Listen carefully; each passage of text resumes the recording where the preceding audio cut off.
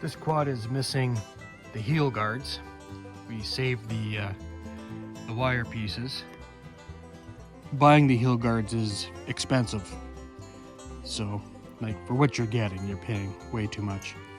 And they break, they're plastic. So we're gonna make some aluminum ones that we're gonna bolt onto the fender and bolt onto the foot guard, and it'll provide a lot of strength and rigidity to the fender as well. So we're cutting out a piece of aluminum, and then after that we'll have to cut some corners off to shape it. And I'll have to put it in the vise and hit it with a hammer to get it to bend where I want it to bend.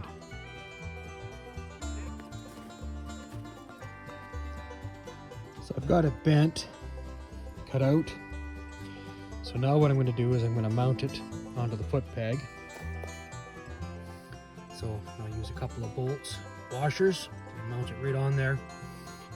Then I'm going to position the plastic where I want it to sit on here. And then I'll drill some holes and get that mounted.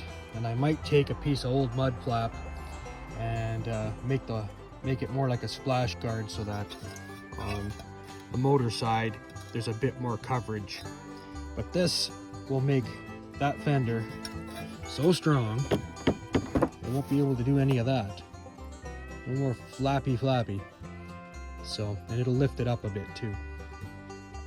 So I drilled right through the foot rest here. It's really soft metal. And I reused the other hole over here. And now what I'm going to do is put a pipe wrench on this, and I want to bend it this way just a little.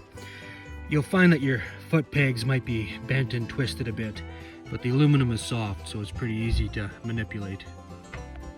So I used the floor jack to push it up a little bit because I want a little bit of a lift on this plastic. So I pushed it up, and now what I'm going to do is I'm going to cut a piece of mud flap to go in and cover this corner.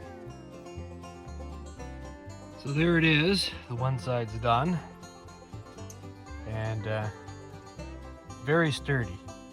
So not only is the fender supported, but your foot's protected as well.